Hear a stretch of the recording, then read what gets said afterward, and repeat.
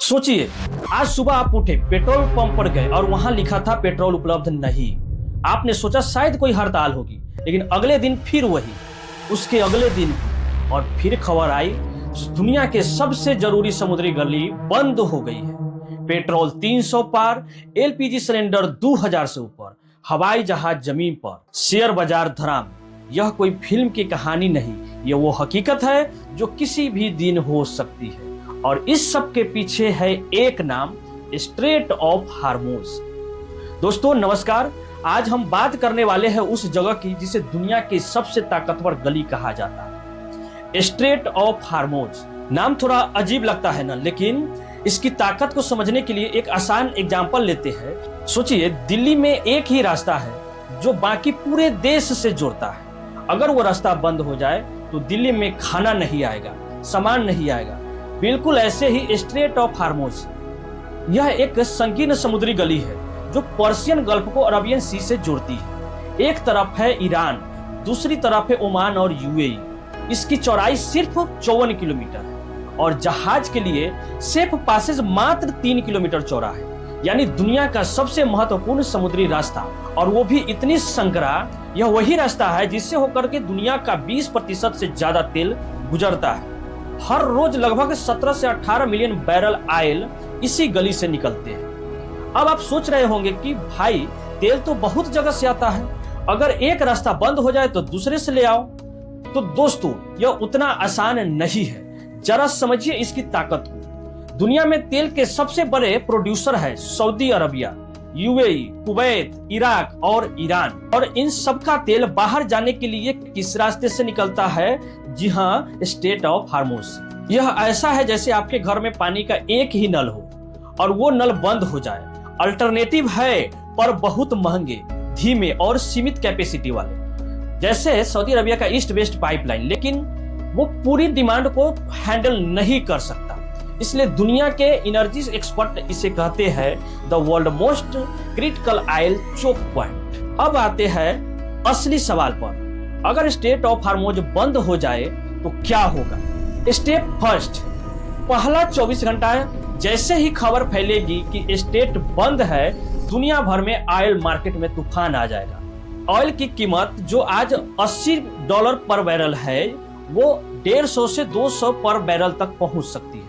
और यह सब सिर्फ अफवाह से भी हो सकता है। स्टेप सेकेंड, पहला हफ्ता जहाज रुक जाएंगे, तेल की सप्लाई चेन टूट जाएगी और दुनिया भर के देश अपने स्ट्रेटेजिक रिजर्व खोलने लगेंगे। स्टेप 3, पहला महीना, अब असली संकट शुरू होता है। यूरोप, एशिया, अमेरिका सब पैनिक में।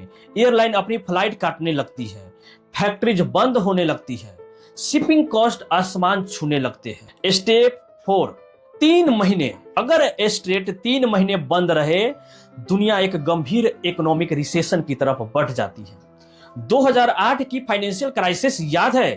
उससे भी बड़ा झटका लग सकता है। अब बात करते हैं दुनिया के बाकी देश पर इसका क्या असर होगा। पहले बात करते हैं अमेरिका पर। तो अमेरिका अपनी जरूरत का बहुत तेल खुद प्रोड्यूस करता है, लेकिन ग्लोबल ऑयल प्राइस बढ़ने से उनकी इकोनॉमी भी हिलती है। इन्फ्लेशन बढ़ेगा, ट्रांसपोर्ट महंगा होगा, हर चीज महंगी होगी। यूरोप पर क्या प्रभाव पड़ेगा? यूरोप की हालत और बुरी होगी। वो बहुत हद तक मिडिल ईस्ट के तेल पर डिपेंड करता है। जर्मनी, फ्रांस, इटली सबकी इंडस्ट्री थम जाएगी। चाइना पर क्या प्रभाव पड़ेगा? चाइना दुनिया का सबसे बड़ा ऑयल इंपोर्टर है। उसकी फैक्ट्री, उसकी ग्रोथ सब रुक जाएगी। और जब चाइना की इकोनॉमी रुकती है तो पूरी दुनिया की सप्लाई चेन हिल जाती है। जापान और साउथ कोरिया, इन दोनों देशों के पास खुद का तेल नहीं है। ये लगभग पूरी तरह इंपोर्ट पर निर्भर करता है।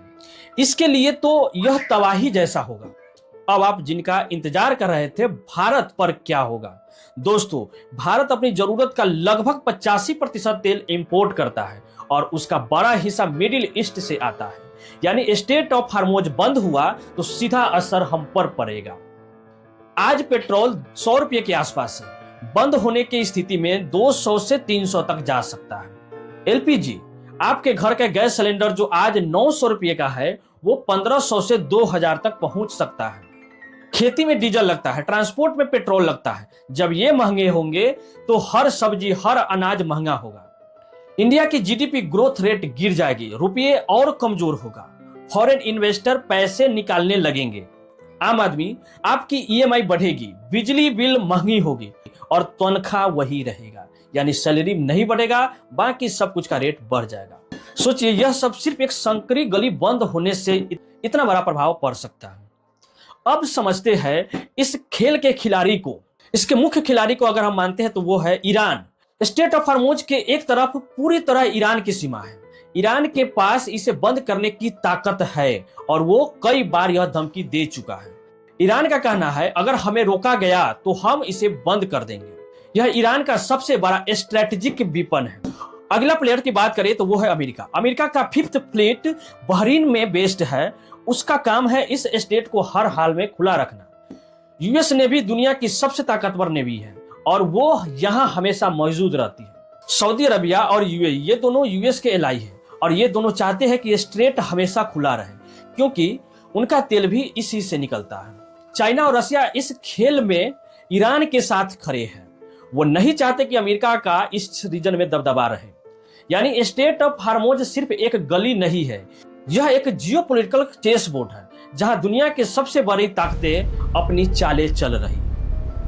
अब सबसे जरूरी सवाल, क्या यह सच में हो सकता है? तो इसका जवाब है हाँ, और यह पहले भी हो चुका है। मई और जून 2019 में स्टेट ऑफ हॉर्मुज के पास कई ऑयल टैंकर पर हमले हुए। अमेरिका ने ईरान को जिम्मेदार ठहराया, ऑयल प्राइसेस तुरंत उछल गए, दुनिया युद्ध के कगार पर थी। फिर 2020 सुलेमान की हत्या। जनवरी 2020 में अमेरिका ने ईरान के टॉप जनरल क्वासिम सुलेमानी को मार दिया। ईरान ने बदले की कसम खाई। उस रात पूरी दुनिया ने सोचा क्या तीसरा विश्व युद्ध शुरू होने वाला है। 2023-24 हती अटैक। यमन के हती रिबेल्स ने रेड सी में शिपिंग पर हमले शुरू किए। कई बड़े शिपिंग कंपनीज ने अपने जहाजों का रूट बदल दिया। शिपिंग कॉस्ट 200 से 300% बढ़ गए। यह सब सबूत है कि इस रीजन में आग हमेशा सुलगती रहती है। तो अब सवाल यह है आगे क्या होगा। शॉर्ट टर्म में ईरान और अमेरिका के बीच टेंशन कम नहीं हो रहा है।